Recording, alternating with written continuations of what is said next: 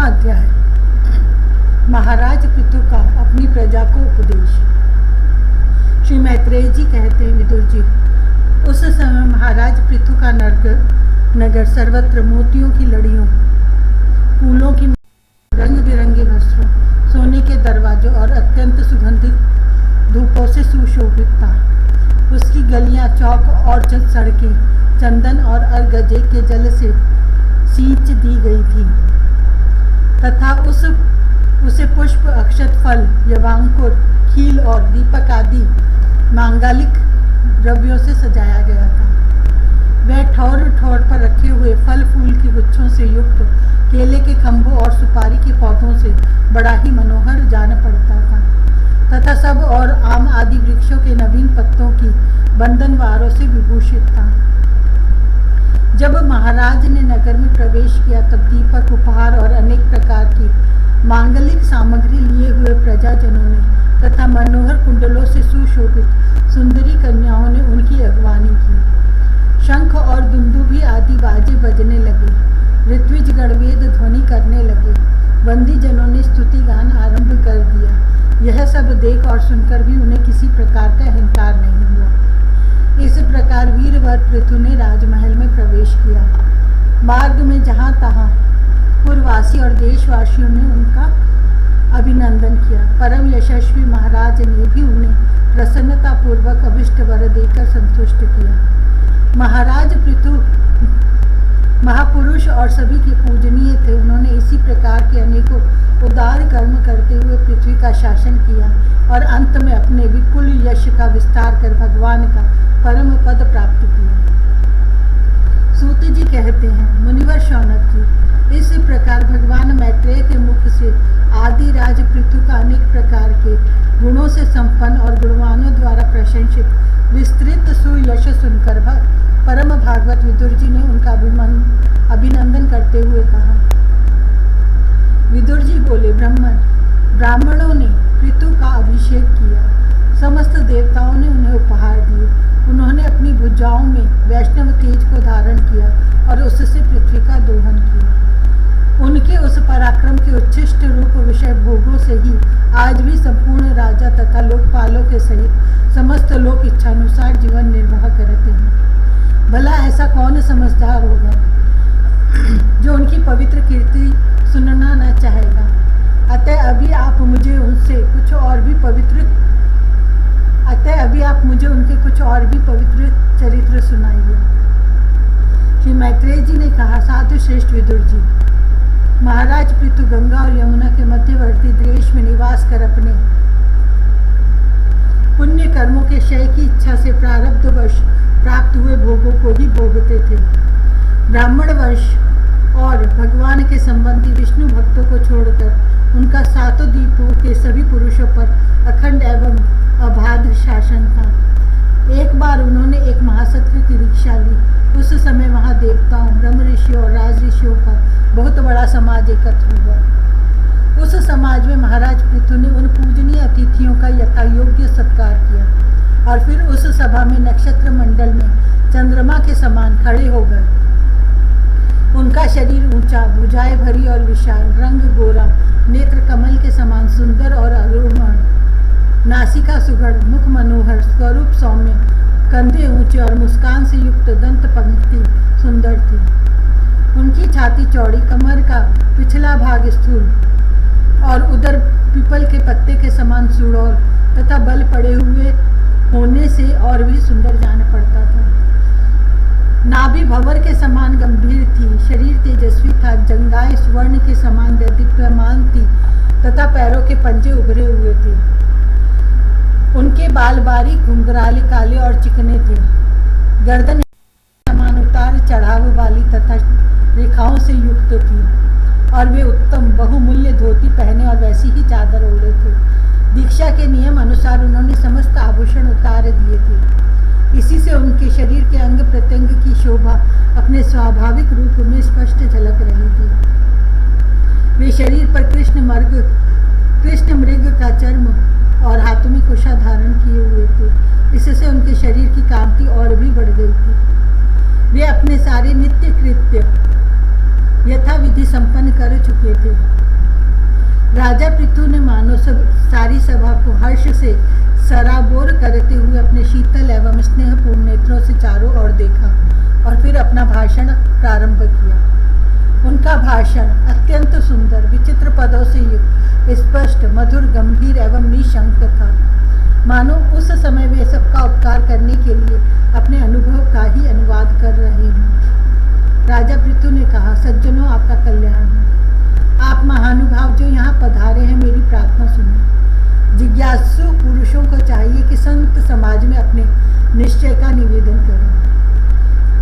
इस लोक में मुझे प्रजाजनों का शासन, उनकी रक्षा, उनकी आजीविका का प्रबंध तथा उन्हें अलग अलग अपनी मर्यादा में रखने के लिए राजा बनाया गया है। अतः इनका यथावत पालन करने से मुझे उन्हीं मनोरथ पूर्ण करने वाले लोकों की प्राप्ति होनी चाहिए जो वेदवादी मुनियों के मतानुसार संपूर्ण कर्मों के साक्षी श्री हरि के प्रसन्न होने पर मिलते हैं। जो राजा प्रजा को धर्म मार्ग की शिक्षा न देकर केवल उससे कर वसूल करने में लगा रहता है, वह केवल प्रजा के पाप का ही भागी होता है और अपने ऐश्वर्य से हाथ धो बैठता है। अतः प्रिय प्रजाजन, अपने इस राजा का परलोक में हित करने के लिए आप लोग परस्पर दोष दृष्टि छोड़कर हृदय से भगवान को याद रखते हुए अपने अपने कर्तव्य का पालन करते रहिए, क्योंकि आपका स्वार्थ भी इसी में है और इस प्रकार मुझ पर भी आपका बड़ा अनुग्रह होगा।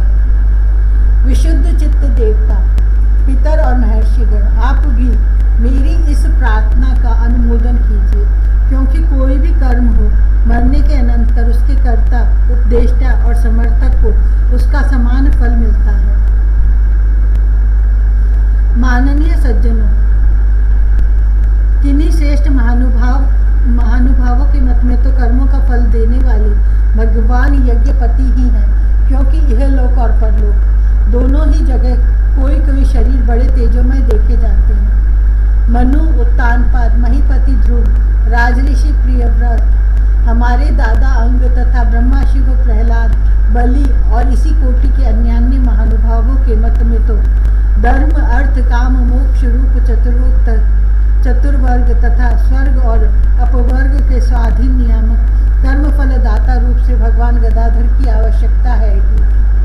इस विषय में तो केवल मृत्यु के दोहित्र वेन आदि कुछ शोचनीय और धर्म विमूढ़ लोगों का ही मतभेद है, अतः उसका कोई विशेष महत्व नहीं हो सकता। जिनके चरण कमलों की सेवा के लिए निरंतर बढ़ने वाली अभिलाषा, उन्हीं के चरण नख से निकली हुई गंगा जी के समान संसार ताप से संतप्त जीवों के समस्त जन्मों के संचित मनोबल को तत्काल नष्ट कर देती है। जिनके चरण तल का आश्रय लेने वाला पुरुष सब प्रकार के मानसिक दोषों को धो डालता तथा वैराग्य और तत्व साक्षात्कार रूप बल पाकर फिर इस दुखमय संसार चक्र में नहीं पड़ता, और जिनके चरण कमल सब प्रकार की कामनाओं को पूर्ण करने वाले हैं, उन प्रभु को आप लोग अपनी अपनी आजीविका के उपयोगी वर्णाश्रमोचित अध्यापन आदि कर्मों तथा ध्यान, स्तुति, पूजा आदि मानसिक, वाचिक एवं शारीरिक क्रियाओं के द्वारा भजें। हृदय में किसी प्रकार का कपट न रखें तथा यह निश्चय रखें कि हमें अपने अपने अधिकार अनुसार इसका फल अवश्य प्राप्त होगा। भगवान स्वरूपतः विशुद्ध विज्ञान घन और समस्त विशेषणों से रहित है, किंतु इस कर्म मार्ग में जो चावल आदि विविध द्रव्य, शुक्ल आदि गुण, अवघात, कूटना आदि क्रिया एवं मंत्रों के द्वारा और अर्थ, आशय, संकल्प, लिंग, पदार्थ, शक्ति तथा ज्योतिष्टोम आदि नामों से संपन्न होने वाले अनेक विशेषण युक्त यज्ञ के रूप में प्रकाशित होते हैं। जिस प्रकार एक ही अग्नि भिन्न भिन्न काष्ठों में उन्हीं के आकार आदि के अनुरूप भासती है, उसी प्रकार वे सर्वव्यापक प्रभु परमानंद स्वरूप होते हुए भी प्रकृति, काल, वासना और अदृष्ट से उत्पन्न हुई शरीर में विषयाकार बनी हुई बुद्धि में स्थित होकर उन यज्ञ, याग आदि क्रियाओं के फलरूप से अनेक प्रकार के जान पड़ते हैं। अहो, इस पृथ्वी तल पर मेरे जो प्रजाजन यज्ञ भोक्ताओं के अधीश्वर सर्वगुरु श्री हरि का एकनिष्ठ भाव से अपने अपने धर्मों के द्वारा निरंतर पूजन करते हैं, वे मुझ पर बड़ी कृपा करते हैं। सहनशीलता, तपस्या और ज्ञान। इन विशिष्ट विभूतियों के कारण वैष्णव और ब्राह्मणों के वंश स्वभावतः ही उज्जवल होते हैं। उन पर राजकुल का तेज, धन, ऐश्वर्य आदि समृद्धियों के कारण अपना प्रभाव न डाले। ब्रह्मादि समस्त महापुरुषों में अग्रगण्य ब्राह्मण भक्त पुराण पुरुष श्री हरि ने भी निरंतर इन्हीं के चरणों की वंदना करके अविचल लक्ष्मी और संसार को पवित्र करने वाली कीर्ति प्राप्त की है। आप लोग भगवान के लोक संग्रह रूप धर्म का पालन करने वाले हैं तथा सर्वांतर्यामी स्वयं प्रकाश ब्राह्मण प्रिय श्री हरि विप्र वंश की सेवा करने से ही परम संतुष्ट होते हैं। अतः आप सभी को सब प्रकार से विनय पूर्वक ब्राह्मण कुल की सेवा करनी चाहिए। इनकी नित्य सेवा करने से शीघ्र ही चित्त शुद्ध हो जाने के कारण मनुष्य स्वयं ही ज्ञान और अभ्यास आदि के बिना ही परम शांति रूप मोक्ष प्राप्त कर लेता है। अतः लोक में इन ब्राह्मणों से बढ़कर दूसरा कौन है जो भविष्य भोजी देवताओं का मुख हो सके। उपनिषदों के ज्ञान परक वचन एकमात्र जिनमें ही गतार्थ होते हैं वे भगवान अनंत इंद्र आदि यज्ञ देवताओं के नाम पर से तत्वज्ञानियों द्वारा ब्राह्मणों के मुख में श्रद्धापूर्वक हवन किए हुए पदार्थ को जैसे चाव से ग्रहण करते हैं वैसे चेतना शून्य अग्नि में होमे हुए द्रव्य को नहीं ग्रहण करते। सभ्यगण जिस प्रकार स्वच्छ दर्पण में प्रतिबिंब का भान होता है उसी प्रकार जिससे इस संपूर्ण प्रपंच का ठीक ठीक ज्ञान होता है उस नित्य शुद्ध और सनातन ब्रह्म वेद को जो परमार्थ तत्व की उपलब्धि के लिए श्रद्धा, तप, मंगलमय आचरण, स्वाध्याय, विरोधी वार्तालाप के त्याग तथा संयम और समाधि के अभ्यास द्वारा धारण करते हैं उन ब्राह्मणों के चरण कमलों की धूलि को मैं आयु पर्यंत अपने मुकुट पर धारण करूं, क्योंकि उससे सर्वदा सिर पर चढ़ाते रहने से मनुष्य के सारे पाप तत्काल नष्ट हो जाते हैं और संपूर्ण गुण उसकी सेवा करने लगते हैं। उस गुणवान, शील संपन्न, कृतज्ञ और गुरुजनों की सेवा करने वाले पुरुष के पास सारी संपदाएं अपने आप आ जाती हैं। अतः मेरी तो यही अभिलाषा है कि ब्राह्मण कुल, गोवंश और भक्तों के सहित श्री भगवान मुझ पर सदा प्रसन्न रहें। श्री मैत्रेय जी कहते हैं, भगवान पृथु का यह भाषण सुनकर देवता, पितर और ब्राह्मण आदि सभी साधुजन बड़े प्रसन्न हुए और साधु साधु यूं कहकर उनकी प्रशंसा करने लगे। उन्होंने कहा, पुत्र के द्वारा पिता पुण्य लोकों को प्राप्त कर लेता है, यह श्रुति यथार्थ है। पापी वे इन ब्राह्मणों के शाप से मारा गया था, फिर भी इनके पुण्य बल से उसका नरक से निस्तार हो गया। इसी प्रकार हिरण्यकशिपु भी भगवान की निंदा करने के कारण नरकों में गिरने वाला ही था कि अपने पुत्र प्रहलाद के प्रभाव से उन्हें पार कर गया। वीरवर पृथु जी, आप तो पृथ्वी के पिता ही हैं और सब लोगों के एकमात्र स्वामी श्री हरि में भी आपकी ऐसी अविचल भक्ति है, इसलिए आप अनंत वर्षों तक जीवित रहे। आपका सुयश बड़ा पवित्र है। आप उदार कीर्ति ब्रह्मण्य देव श्री हरि की कथाओं का प्रचार करते हैं। हमारा बड़ा सौभाग्य है, आज आपको अपने स्वामी के रूप में पाकर हम अपने को भगवान के ही राज्य में समझते हैं। स्वामी, अपने आश्रितों को इस प्रकार का श्रेष्ठ उपदेश देना आपके लिए कोई आश्चर्य की बात नहीं है, क्योंकि अपनी प्रजा के ऊपर प्रेम रखना तो करुणामय महापुरुषों का स्वभाव ही होता है। हम लोग प्रारब्धवश विवेकहीन होकर संसार अरण्य में भटक रहे थे, सो प्रभु आज आपने हमें इस अज्ञान अंधकार के पार पहुंचा दिया। आप शुद्ध सत्वमय परम पुरुष हैं, जो ब्राह्मण जाति में प्रविष्ट होकर क्षत्रियों की और क्षत्रिय जाति में प्रविष्ट होकर ब्राह्मणों की तथा दोनों जातियों में प्रतिष्ठित होकर सारे जगत की रक्षा करते हैं। हमारा आपको नमस्कार है।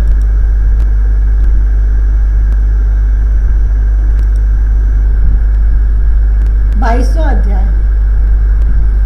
महाराज पृथु को सनक आदि का उपदेश। श्री मैत्रेय जी कहते हैं, जिस समय प्रजाजन परम पराक्रमी पृथ्वीपाल पृथु की इस प्रकार प्रार्थना कर रहे थे, उसी समय महासूर्य के समान तेजस्वी 4 मुनीश्वर आए। राजा और उनके अनुचरों ने देखा तथा पहचान लिया कि वे सिद्धेश्वर अपनी दिव्य कांति से संपूर्ण लोगों को पाप निर्मुक्त करते हुए आकाश से उतरकर आ रहे हैं। राजा के प्राण सनक आदि को दर्शन करते ही जैसे विषयी जीव विषयों की ओर दौड़ता है, उनकी ओर चल पड़े, मानो उन्हें रोकने के लिए ही वे अपने सदस्यों और अनुयायियों के साथ एक उठकर खड़े हो गए। जब वे मुनिगण अर्घ्य स्वीकार कर आसन पर विराज गए, तब शिष्टागणी पृथु ने उनके गौरव से प्रभावित हो विनयवश गर्दन झुकाए हुए उनकी विधिवत पूजा की। फिर उनके चरणों तक को अपने सिर के बालों पर छिड़का। इस प्रकार शिष्ट जनोचित आचार का आदर तथा पालन करके उन्होंने यही दिखाया कि सभी सत्पुरुषों को ऐसा व्यवहार करना चाहिए। सनक आदि मुनीश्वर भगवान शंकर के भी अग्रज हैं। सोने के सिंहासन पर वे ऐसे सुशोभित हुए जैसे अपने अपने स्थानों पर अग्नि देवता। महाराज पृथु ने बड़ी श्रद्धा और संयम के साथ प्रेम पूर्वक उनसे कहा। पृथु जी ने कहा, मंगल मूर्ति मुनीश्वरों, आपके दर्शन तो योगियों को भी दुर्लभ है। मुझसे ऐसा क्या पुण्य बना है जिससे स्वतः आपका दर्शन प्राप्त हुआ। जिस पर ब्राह्मण अथवा अनुचरों के सहित श्री शंकर या विष्णु भगवान प्रसन्न हो, उनके लिए यह लोक और परलोक में कौन सी वस्तु दुर्लभ है। इस दृश्य प्रपंच के कारण महत्व आदि यद्यपि सर्वगत हैं, तो भी वे सर्वसाक्षी आत्मा को नहीं देख सकते। इसी प्रकार यद्यपि आप समस्त लोकों में विचरते रहते हैं, तो भी अनधिकारी लोग आपको देख नहीं पाते।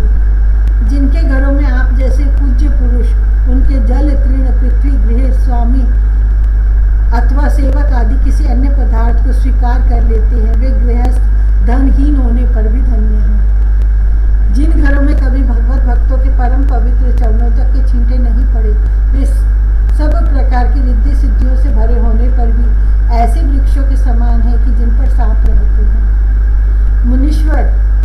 मुनीश्वरों, आपका स्वागत है। आप लोग तो बाल्य अवस्था से ही मुमुक्षुओं के मार्ग का अनुसरण करते हुए एकाग्र चित्त से ब्रह्मचर्य आदि महान व्रतों का बड़ा श्रद्धा पूर्वक आचरण कर रहे हैं। स्वामियों, हम लोग अपने कर्मों के वशीभूत होकर विपत्तियों के क्षेत्र रूप इस संसार में पड़े हुए केवल इंद्रिय संबंधी भोगों को ही परम पुरुषार्थ मान रहे हैं। सो क्या हमारे निस्तार का भी कोई उपाय है? आप लोगों से कुशल प्रश्न करना उचित नहीं है, क्योंकि आप निरंतर आत्मा में ही रमण करते हैं। आप में यह कुशल है और यह अकुशल है, इस प्रकार की वृत्तियां कभी होती ही नहीं। आप संसारानल से संतप्त जीवों के परम सुहृद हैं। इसलिए आप में विश्वास करके मैं यह पूछना चाहता हूँ कि इस संसार में मनुष्य का किस प्रकार सुगमता से कल्याण हो सकता है। यह निश्चय है कि जो आत्मवान धीर पुरुषों में आत्मा रूप से प्रकाशित होते हैं और उपासकों के हृदय में रूप को प्रकट करने वाले हैं, वे अजन्मा भगवान नारायण ही अपने भक्तों पर कृपा करने के लिए आप जैसे सिद्ध पुरुषों के रूप में इस पृथ्वी पर विचरा करते हैं। श्री मैत्रेय जी कहते हैं, राजा पृथु के लिए युक्ति युक्त गंभीर परिमित और मधुर वचन सुनकर श्री सनत कुमार जी बड़े प्रसन्न हुए और कुछ मुस्कुराते हुए कहने लगे। श्री सनत कुमार जी ने कहा, महाराज, आपने सब कुछ जानते हुए भी समस्त प्राणियों के कल्याण की दृष्टि से बड़ी अच्छी बात पूछी है। सच है, साधु पुरुषों की बुद्धि ऐसी ही हुआ करती है। सत्पुरुषों का समागम श्रोता और वक्ता दोनों को ही अभिमत होता है, क्योंकि उनके प्रश्नोत्तर सभी का कल्याण करते हैं। राजन श्री मधुसूदन भगवान के चरण कमलों के गुणानुवाद में अवश्य ही आपकी अविचल प्रीति है। हर किसी को इसका प्राप्त होना बहुत कठिन है, और प्राप्त हो जाने पर यह हृदय के भीतर रहने वाले उस वासना रूप मल को सर्वथा नष्ट कर देती है, जो और किसी उपाय से जल्दी नहीं छूटता। शास्त्र जीवों के कल्याण के लिए भली भांति विचार करने वाले हैं। उनमें आत्मा से भिन्न देह आदि के प्रति वैराग्य और अपने आत्मस्वरूप निर्गुण ब्रह्म में सुदृढ़ अनुराग होना, यही कल्याण का साधन निश्चित किया गया है। शास्त्रों का यह भी कहना है कि गुरु और शास्त्र के वचनों में विश्वास रखने से, भागवत धर्म का आचरण करने से, तत्व जिज्ञासा से, ज्ञान योग की निष्ठा से योगेश्वर श्री हरि की उपासना से नित्य प्रति पुण्य कीर्ति श्री भगवान की पावन कथाओं को सुनने से जो लोग धन और इंद्रियों के भोगों में ही रत हैं, उनकी गोष्ठी में प्रेम न रखने से, उन्हें प्रिय लगने वाले पदार्थों का आसक्ति पूर्वक संग्रह न करने से, भगवत गुण अमृत का पान करने के सिवा अन्य समय आत्मा में ही संतुष्ट रहते हुए एकांत सेवन में प्रेम रखने से, किसी भी जीव को कष्ट न देने से, निवृत्ति निष्ठा से, आत्महित का अनुसंधान करते रहने से, श्री हरि के पवित्र चरित्र रूप श्रेष्ठ अमृत का आस्वादन करने से, निष्काम भाव से, यम नियमों का पालन करने से, कभी किसी की निंदा न करने से, योग क्षेम के लिए प्रयत्न न करने से, शीतोष्ण आदि द्वंद्वों को सहन करने से, भक्त जनों के कानों को सुख देने वाले श्री हरि के गुणों का बार बार वर्णन करने से और बढ़ते हुए भक्ति भाव से मनुष्य का कार्य कारण रूप संपूर्ण जड़ प्रपंच से वैराग्य हो जाता है और आत्मस्वरूप निर्गुण पर ब्रह्म में अनायास ही उसकी प्रीति हो जाती है। पर ब्रह्म में सुदृढ़ प्रीति हो जाने पर पुरुष सद्गुरु की शरण लेता है और फिर ज्ञान और वैराग्य के प्रबल वेग के कारण वासना शून्य हुए अपने अविद्या आदि 5 प्रकार के क्लेशों से युक्त अहंकारात्मक अपने लिंग शरीर को वह उसी प्रकार भस्म कर देता है जैसे अग्नि लकड़ी से प्रकट होकर फिर उसी को जला डालती है। इस प्रकार लिंग देह का नाश हो जाने पर वह उसके कर्तृत्व आदि सभी गुणों से मुक्त हो जाता है। फिर तो जैसे स्वप्न अवस्था में तरह तरह के पदार्थ देखने पर भी उससे जग पड़ने पर उनमें से कोई चीज दिखाई नहीं देती, उसी प्रकार वह पुरुष शरीर के बाहर दिखाई देने वाले घटपट आदि और भीतर अनुभव होने वाले सुख दुख आदि को भी नहीं देखता। इस स्थिति के प्राप्त होने से पहले ये पदार्थ ही जीवात्मा और परमात्मा के बीच में रहकर उनका भेद कर रहे थे। जब तक अंतःकरण रूप उपाधि रहती है तभी तक पुरुष का जीवात्मा इंद्रियों के विषय और इन दोनों का संबंध कराने वाले अहंकार का अनुभव होता है, इसके बाद नहीं। बाह्य जगत में भी देखा जाता है कि जल दर्पण आदि निमित्तों के रहने पर ही अपने बिंब और प्रतिबिंब का भेद दिखाई देता है, अन्य समय नहीं। जो लोग विषय चिंतन में लगे रहते हैं उनकी इंद्रियां विषयों में फंस जाती है तथा मन को भी उन्हीं की ओर खींच ले जाती है। फिर तो जैसे जलाशय के तीर पर उगे हुए कुश आदि अपनी जड़ों से उसका जल खींचते रहते हैं, उसी प्रकार वह इंद्रियासक्त मन बुद्धि की विचार शक्ति को क्रमशः हर लेता है। विचार शक्ति के नष्ट हो जाने पर पूर्वापर की स्मृति जाती रहती है और स्मृति का नाश हो जाने पर ज्ञान नहीं रहता।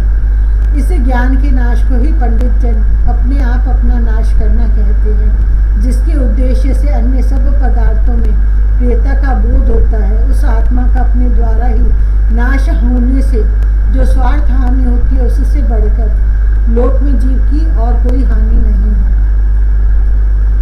धन और इंद्रियों के विषयों का चिंतन करना मनुष्य के सभी पुरुषार्थों का नाश करने वाला है, क्योंकि इनकी चिंता से वह ज्ञान और विज्ञान से भ्रष्ट होकर वृक्ष आदि स्थावर योनियों में जन्म पाता है।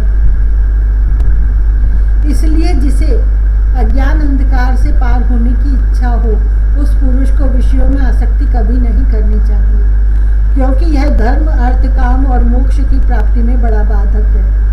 इन 4 पुरुषार्थों में भी सबसे श्रेष्ठ मोक्ष ही माना जाता है, क्योंकि अन्य 3 पुरुषार्थों में सर्वथा काल का भय लगा रहता है। प्रकृति में गुण क्षोभ होने के बाद जितने भी उत्तम और अधम भाव पदार्थ प्रकट हुए हैं उनमें कुशल से रह सके ऐसा कोई भी नहीं है। काल भगवान उन सभी के कुशलों को कुचलते रहते हैं।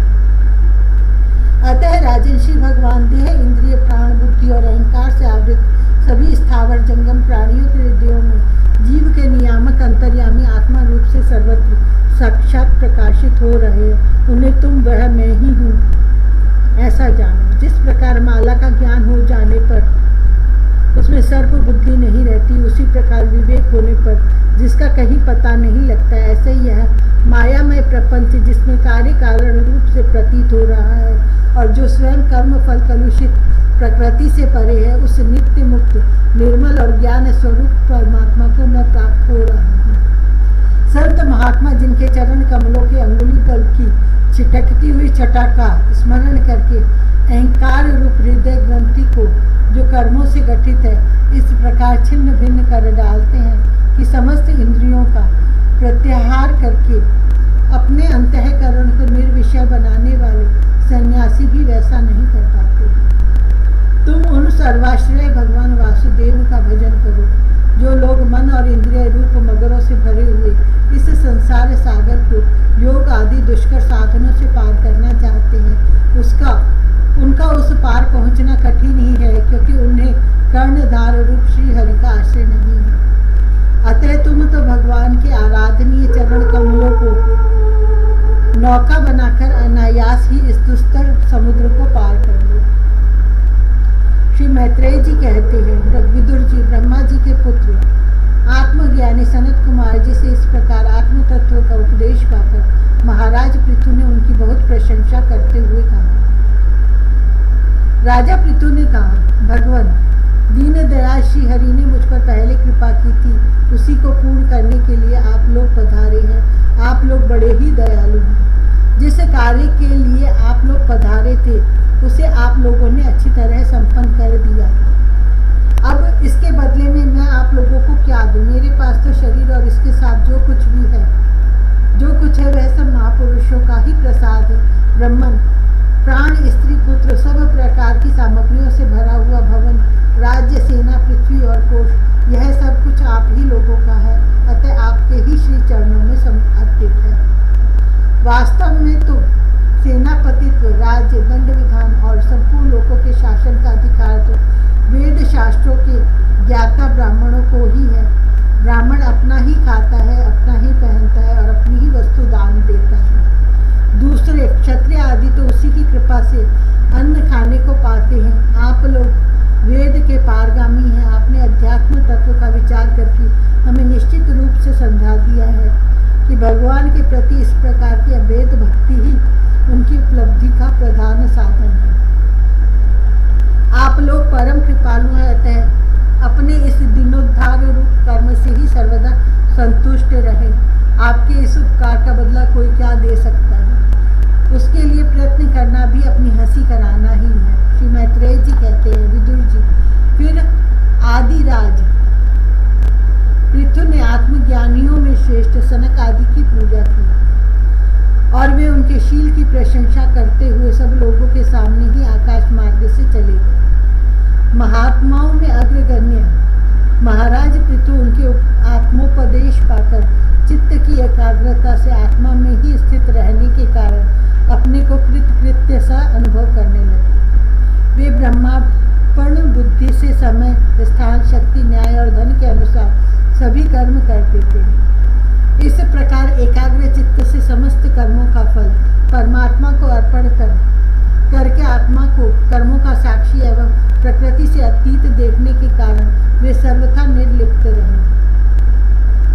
जिस प्रकार सूर्य देव सर्वत्र प्रकाश करने पर भी वस्तुओं के गुण दोष से निर्लेप रहते हैं, उसी प्रकार सार्वभौम साम्राज्य लक्ष्मी से संपन्न और गृहस्थ आश्रम में रहते हुए भी अहंकार शून्य होने के कारण वे इंद्रियों के विषयों में आसक्त नहीं है। इस प्रकार आत्मनिष्ठा में स्थित होकर सभी कर्तव्य कर्मों का यथोचित रीति से अनुष्ठान करते हुए उन्होंने अपनी भार्या अर्ची के गर्भ से अपने अनुरूप 5 पुत्र उत्पन्न किए।